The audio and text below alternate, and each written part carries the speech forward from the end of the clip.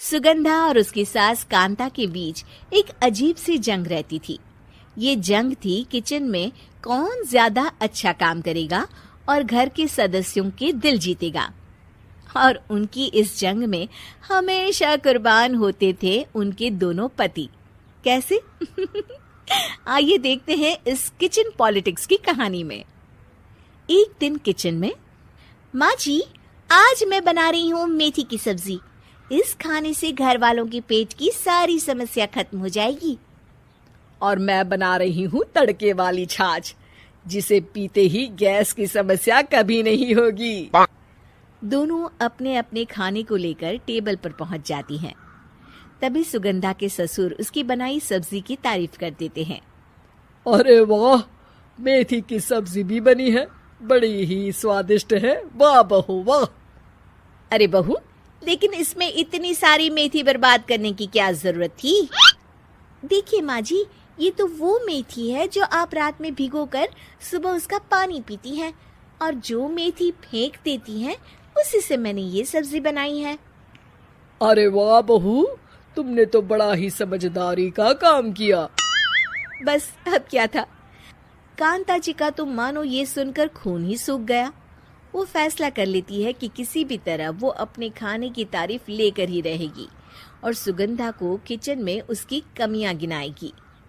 Kanta fridge खोलकर देख रही होती है और फिर सुगंधा से कहती है, अरे बहू, ये क्या, पूरा फ्रिज गंदा पड़ा है। तभी वहां सुगंधा का पति आ जाता है।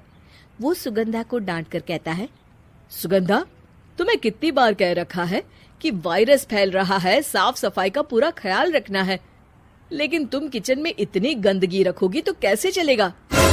सुगंधा सास की तरफ देखती है जहां वो मुस्कुरा रही होती है। सुगंधा समझ जाती है कि सास ने उससे बदला लेने के लिए ये सब किया है। दोनों रात के खाने की तैयारी में लग जाती हैं। दोनों ना एक दूसरे की तरफ देखती हैं और ना ही एक दूसरे से बातें करती हैं। रात को खाने की टेबल पर एक एक कर दोनों कई तरह के अलग अलग व्यंजन टेबल पर लगा देती हैं और अपने अपने पति के पास जाकर खड़ी हो जाती हैं। अरे खाइए जी खाइए, मैंने बड़ी मेहनत से बनाया है। प्लेट में वो खाना डालती हैं। सुगंधा भी दोनों की प्लेट में खाना डालते हुए कहती है, बड़ी ही मेहनत लगी है इस खाने को बनाने में। हाँ, दोनों को ना चाहते हुए भी सारा खाना खाना पड़ता है। कहीं दही तो कहीं मलाई तो कहीं मसाला। और इन सब के बाद दोनों बड़ी ही मुश्किल से अपने कमरे में सोने जाते हैं। लेकिन अगली सुबह सुगंधा का पति चिल्ला रहा होता है, हाय रे, हाय मेरा तो पेट खराब हो गया, हाय माँ बहुत दर्द हो रहा है। तो वहीं कांता के कमरे से भी कुछ ऐसी ही आवाज आने लगती है। हे भगवान, इस सास बहू की लड़ाई हमारी जान लेकर रहेगी। जाओ कोई डॉक्टर को बुला कर लाओ। डॉक्टर आते हैं। दोनों को देखकर कांता और सुगंधा से कहती हैं, देखिए, आप दोनों इन्हें खाने में हल्का ही दीजिएगा। हो सके तो रात का खाना जल्दी खाया करे और वॉक किया करे। इतना कहकर डॉक्टर वहां से चले जाते हैं। जिसके बाद एक बार फिर से दोनों बहुएं किचन में जाती हैं और खाना बनाने में लग जाती हैं। रात में खाने के टेबल पर दोनों एक बार फिर से खाना लगाने लगती है।